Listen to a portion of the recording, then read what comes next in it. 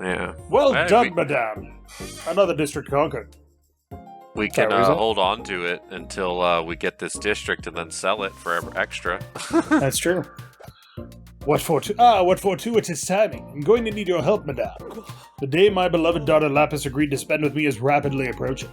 It's time to repair our rocky relationship, thus fixing the broken bond in your heart and freeing yourself from the shackles of that dreadful contract. Yes, I suppose I should be concerned about that too. But in all honesty, I would make a devil's deal once more if it meant getting my precious Lapis back. Shh, don't say that so loud. There might be devils afoot. Remind me again why we don't just do that? Just to be sure, you do mean your daughter and not my magic rock from the last arc, right? There might be devils afoot. Yeah, that seems to be an actual legitimate problem we're facing. Good, bring them forth. I'll sock them right in the jaw for messing with me, then kiss them on the lips in gratitude. I'm thankful for this opportunity to see Lapis again, no matter the circumstance. But for some reason she seemed reticent to spend time with her beloved father, so I've been plotting means of winning her over. Plotting? This ought to be good. Well, plotting may be too neutral of a word. Perhaps brooding more accurately reflects the nature of my sulking. Nevertheless, I see a clear way forward from here. Prove I am a loving, thoughtful, and emotionally available father, by spying on her and learning all of her secrets so that I have the intel I need to shower her with gifts and say and do everything perfectly on our special day. This is a bad idea. This is a good idea. Far be it from me to tell someone else how to raise their kids. Jesus. But no, seriously, this is a terrible idea. God awful. Nonsense. I'm her father. I know what's best for her. The only question is, how best to spy on my own daughter? What if instead of spying you just recalled something about her? How about asking her acquaintances for gift ideas? Both of those are actually not bad ideas. Yeah, let's go ask acquaintances. How astute! I can bribe someone to tell me what she likes, and she'll know what a hands-on and invested father I am. Have you perhaps considered just asking her about herself? I don't understand. How would that prove how dedicated I am? Never mind. Madame, Lapis sells her wares around town. I bet one of your business associates would know more about her. Good strategic thinking, large servant man. Which of your business contacts do you think would be most familiar with Lapis? Sinterklaas, it's almost magical how he seems to know what people want. Pip Whipple is a detective, sort of. She could track her, maybe. Bonbon, she's made a career out of knowing people's preferences. Oh, it's either gonna be Sinterklaas or Pip for me. Let's go with Pip. No, let's go with Sinterklaas. We haven't really interacted with Sinterklaas. Okay. Yes, I have heard that about him. And once or twice he's even left a very thoughtful present on my door, even after that whole kidnapping business. Yeah, like, I believe... who would know gift-giving better than Santa? It's not Santa, it's Sinter. God, you gotta pronounce it right.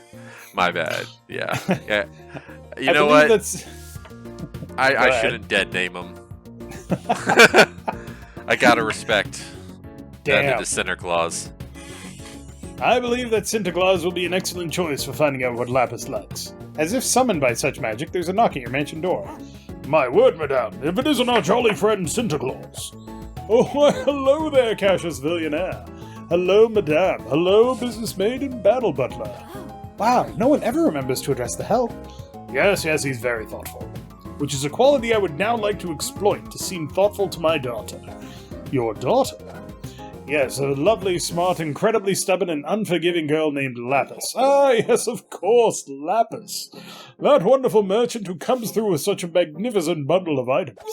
You know Lapis? Doesn't everyone? She seems to be the premier salesperson of business-lifting relics from around these parts. If you know Lapis that well, can you tell me something she likes? Lapis? We've had a lovely time strolling through the park together. I know she enjoys talking about philosophy and politics. No, that's not important. I can't buy any of that. What does she like that I can buy her? Oh, well, I suppose she's very fond of scones with butter and jam. Can never go wrong with scones and butter and jam. I mean, you could always buy her, like, I don't know, a philosophy book. Or you could buy yourself a philosophy book, read it, and then discuss it with her. Aha, there's the big brain thinking.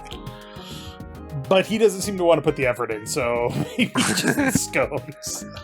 I'm sure I can use this intel to my advantage somehow. Thank you. You are dismissed. Toodaloo, then. Well then, glad we were able to get that tip on Lapis. Scones, eh? Doesn't everybody in Britain like scones? We'll make her some scones. Baking montage. How is a scone different from a biscuit again? I failed bakery class twice. How is it different? You've spent too much time in the Americas, I see. A scone is a biscuit, but a biscuit is a cookie, and also scones and biscuits are different. You see? Easy as pie. There can't be simply any scones. These must be the most extraordinary gesture of fatherly love ever made. But somehow related to the only thing we're certain Lapis likes. Scones. How can we take simple scones and make them into a gesture that says from the heart, but better than anyone else? Dip the scones in pure gold and encrust them with diamonds. 100,000 scones. Let's erect a scone-shaped mansion. These all sound horrible. Just absolutely horrible ideas. I mean, if somebody likes something, you're obligated to make them so much of them that they then hate that thing. Ugh. Right? That's how that goes. It just seems so wasteful. There's no way there's no way she'd be able to eat 100,000 scones. But we could then give them away to the poor. We True, wouldn't, but we true. could. Yeah. Both are true statements. Alright. This is the mark of a genius. The poor say less is more, but the rich know that more is more. And the alternates know that more than more is more. Oh, Madame, no. I hate to be that person, but how do you intend to have 100,000 scones baked at the same time, all hot and ready to eat at once? Ready to eat? Why would it matter if the scones are ready to eat? These scones aren't for eating, they're for proving that I know how much my daughter loves to eat scones. All it should take is an enormously high mountain of delicious, albeit inedible scones. Mountain? That gives me a good idea. I have that old mountaintop observatory I converted into a deadly heat ray. We can use it to cook all the scones at once. This is even Why- worse. They're not even going to be edible. Like, Why do you have that? As if I need to ask. Well, I was going to use it to start fires in your garden from afar, melt all your candles, put a glare in your eyes, and generally torture you with sunburn. But now that I'm all revenged out, we can use my very expensive and impractical tool of evil for very expensive and impractical good. You set out to hire every baker in this. Like, what the fuck? The writing in this game is so good. You set out to hire every baker in the city to cease all other business for the day and focus exclusively on making scones to be cooked by a deadly heat ray. By the end of the day, an entire city block has been cleared out of the way to make room for the massive amount of scones Cassius has gathered for Lapis. I love it when a plan comes together. I can't wait to experience the joy of a truly happy daughter. It's been so long I almost forget what that feels like. Alright, I feel slightly more prepared, but maybe we should keep gathering intel just to be safe. Now, we've done enough subterfuge for you to be considered a good father, it's fine. Huh, don't you remember anything she liked from when you were raising her? Feels kinda like you're stalling. yeah, definitely feels like you're stalling, bro. And maybe I am? What of it? I know this all feels off target for my ultimate goal of freeing my soul from this infernal contract, but I'm just trying to be thorough. Do you remember anything, bro? Well, I don't see how I could. That's what the nannies were for. And they're all gone now, may they rest in peace. You really don't remember a single thing she liked from when she was a child? What? And also, I don't even want to know why all your nannies are dead, do I? No, I didn't have them killed. They've all retired. I just don't wish to disturb their peace is all. They did a fine job raising Lapis for me. Exactly how much time did you spend raising Lapis? Perhaps there's something further to explore there. What more could a father do?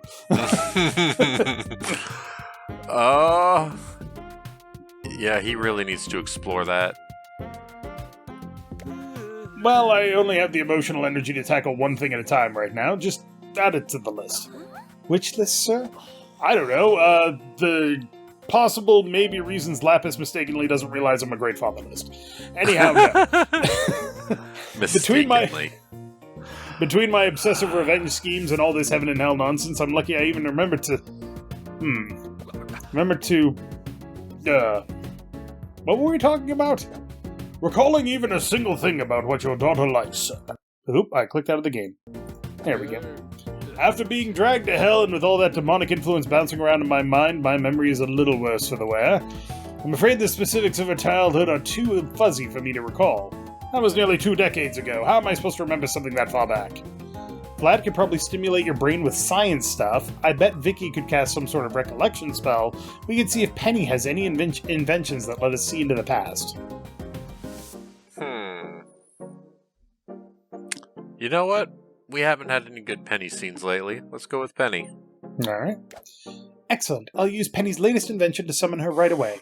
Business maid walks up to a brass tube protruding from the ceiling and loads a capsule into it. She closes the door and the capsule shoots up the pipe.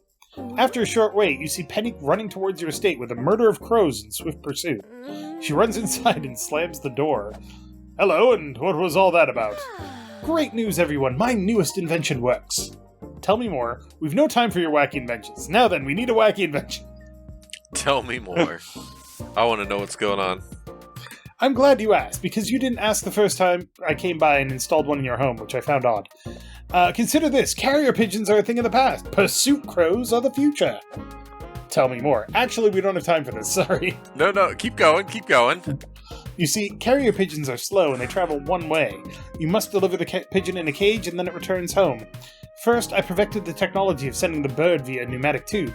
But then, why not just send a message via pneumatic tube, you ask? Why not? I must know. I must. I took it a step further. Why not cut out the middleman? The bird? The message! I think we can all agree that, in the future, no one will be sending faceless impersonal messages back and forth to communicate. It lacks humanity. The future of communication is sending trained pursuit crow in a pneumatic tube to your desired recipient. The crow emerges from the tube enraged and ready to chase your target back to your home. Voila! Face-to-face contact in no time flat. As Penny talks, crows flap and bang against your windows in a murderous rage. There might be a few more kinks to work out, but all told, I'd say it's going quite well. So then, why have you called for me, madame? We were hoping you had some sort of invention that would help boost my memory. I have a book of crossword puzzles that's only half filled out. Those are supposed to keep your mind sharp. You wouldn't happen to have like a pasta strainer with a clock on top of it that will send my brain into the past?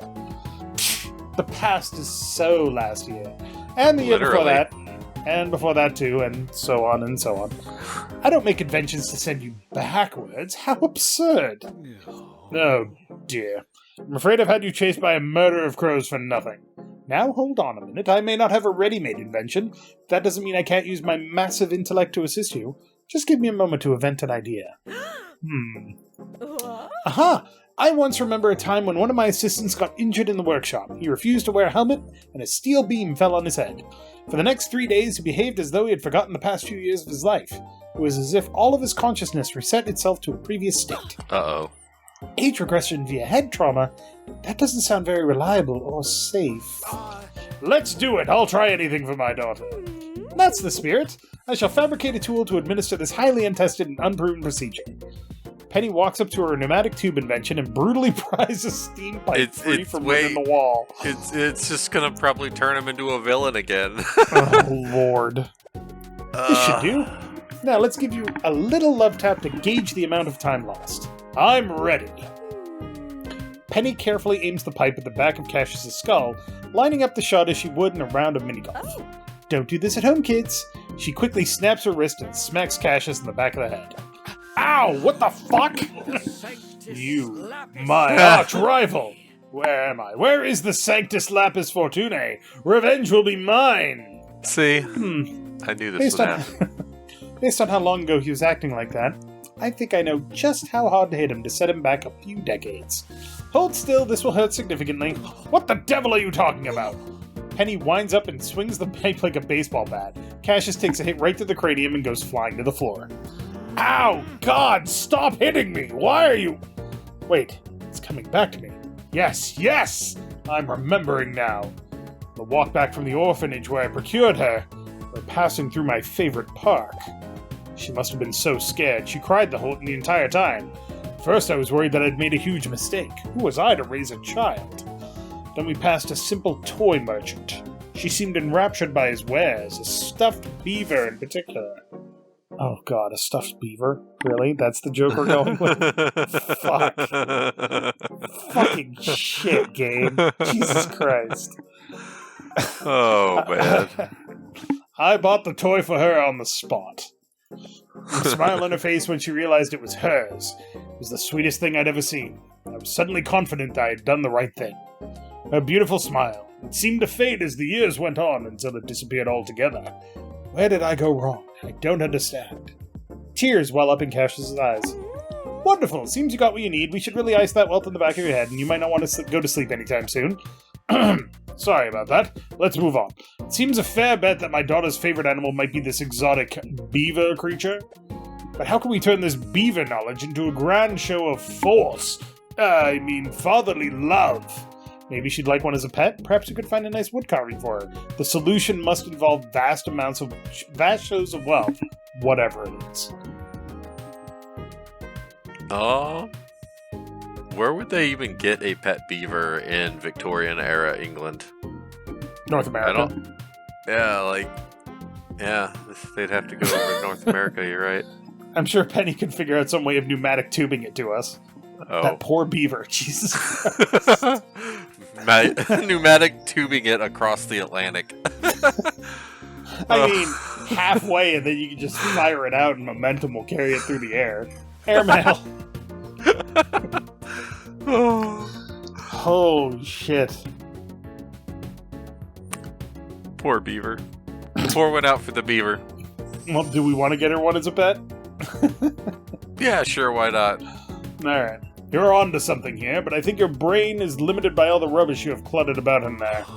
We think even bigger and more brilliantly. It's clear we should capture her, the rarest beaver of them all. I do feel a bit guilty about deriving so much pleasure from smashing you right in the bean. In my defense, you were quite a thorn on our side not too long ago. Please, no need to apologize. I deserve every bit of reverse revenge I get. Then I fully retract my apology. But still, I'd like to help you uncover this rare beaver. I just so happen to have an invention that can track bears. With a small adjustment, it could potentially help you locate an oversized beaver, should one exist. Penny replaces the pipe in her invention and sends another crow via the pneumatic tube. Shortly thereafter, one of her crow butlers arrives, chased by crows. Wonderful. Here's the tracker. It works by detecting the scent of the beast. I've turned the knob on the back to large beaver. Don't touch that. Thank you once again. Your usefulness knows no bounds. I see now why the madame was so easily able to stop me. Let us away to the woods that we might snatch this rare beaver.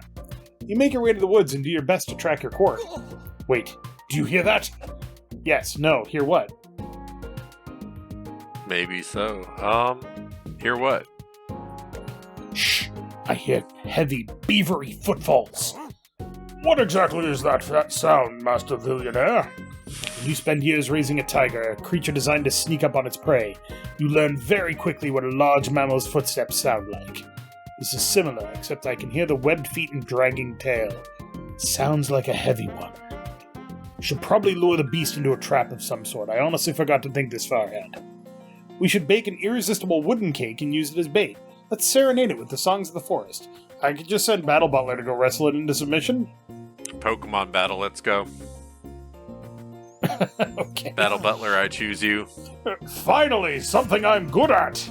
Battle Butler rips off his shirt, covers himself in mud, and runs off into the thick brush. We stand in the clearing Rambo this beaver. awaiting Battle Butler's return, but there is only silence. Suddenly, a terrible roar echoes through the woods. A shout, a falling tree, running, punching, rending flesh. The sounds of an epic fight come from all around you. Prepare yourself. Should your butler fall in battle, we must be ready to finish the fight. Silence once again. Everyone stands at the ready, waiting to see who will emerge victorious. Soon enough, you hear the unmistakably heavy footfalls of webbed feet. From the woods emerges a severely obese beaver.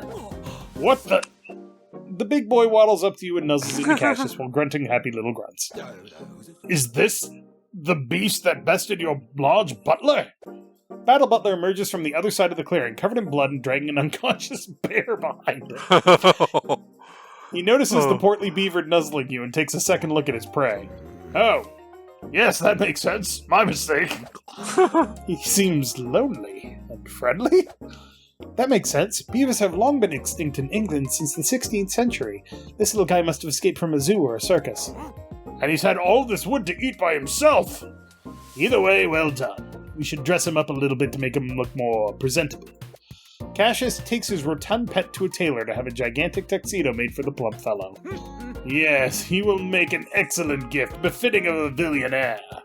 I can't wait to show Lapis. If I can recapture even a fraction of the joy she had when she got that first stuffed animal, it will all have been worth it. Well, it's now or never, I suppose. I've already sent a letter that should bring her to our desired location any second now. Come, let us hide in the bushes and prepare to spring this gift upon my daughter like a bear trap baited with paternal love. I'd laugh if he sent her a crow. That would be so great. Just keep that gag rolling. You crawl into the most comfortable-looking shrubbery available. When Lapis arrives, she looks puzzled. Aha! Cassius. The letter said that the International Conference of Magical Artifact Merchants would be at this location. But no. It's you and your newest lackey. Nonsense, we are merchants, clearly. What are you buying? Hey, I'm no lackey, we're technically partners. You'll never catch us alive!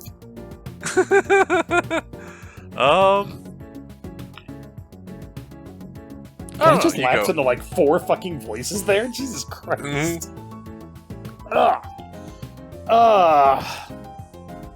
What are you buying? Tell me what's really going on here. Isn't it obvious? No, it's never obvious with you, Cassius.